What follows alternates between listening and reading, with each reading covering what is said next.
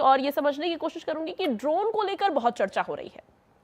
अब ड्रोन्स एक नए तरह के हथियार बन के सामने आ रहे हैं। जैसे कि पाकिस्तान ने जब भारत पर ऑपरेशन सिंदूर के बाद युद्ध जैसी स्थिति बनी तो ड्रोन से हमले किए, हमने यूक्रेन ने वही किया रशिया के साथ। तो ऐसे में ड्रोन्स को लेकर भारत को अब इस प्रणाली पर कितना काम करना चाहिए, अपने ड्रोन्स की शक्ति कितनी बढ़ानी चाहिए, साथ ही कितना तैयार रहना चाहिए ड्रोन्स की गतिविधियों को लेकर बॉर्डर एरियाज में दूसरे देशों से, अगर हम पाकिस्तान और चीन के संदर्भ में बात करें तो, और अभी तक की हमारी तैयारी कैसी है, इसको भी समझने की कोशिश करेंगे। मैम, ड्रोन्स बहुत ही सस्ते तरीके के हथियार हैं। ये वो वेपन प्लेटफॉर्म है, आपको पता होगा ये जो ऑपरेशन स्पाइडर वेब हुआ, इसमें मात्र 50 लाख रुपए, मतलब अगर हम उसको करेंसी को कन्वर्ट करें तो यूक्रेन का मात्र 50 लाख रुपया खर्च हुआ। और उन्होंने 50,000 करोड़ तक के, ये बातचीत चल रही है कि अभी तो एग्जैक्टली फिगर आई नहीं है, पर 5,000 से 50,000 करोड़ के जो इनके प्लेन्स थे उनको नष्ट कर दिया है यूक्रेन ने। तो आप समझ सकते हैं कि कितने कम पैसे में कितना बड़ा और घातक हमला किया।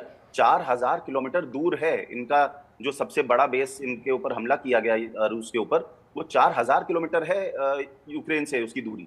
वहां पे ड्रोन से ये कुछ 117 ड्रोन इन्होंने इस्तेमाल किए।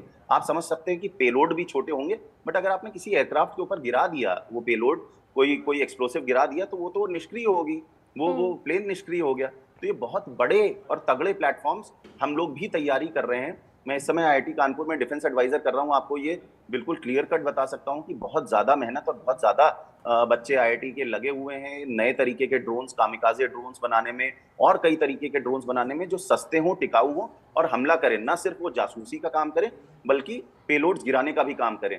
इसी में आपको एक बात बताता हूँ, एक होता है स्वॉर्म अटैक्स, जो यहाँ पे हुआ है यूक्रेन में। स्वॉर्म अटैक्स में क्या होता है, मान लीजिए आपने अपना सिस्टम लगाया भी, S-400 या जो भी उनके पास सिस्टम्स थे, वो रूस के फेल किस लिए हुए, इसलिए हुए क्योंकि स्वॉर्म अटैक, एक साथ 100 छोटे ड्रोन हमला कर देते हैं। तो आप कितनी मिसाइलें एक साथ चलाएंगे, 10, 20, 50 चलाएंगे।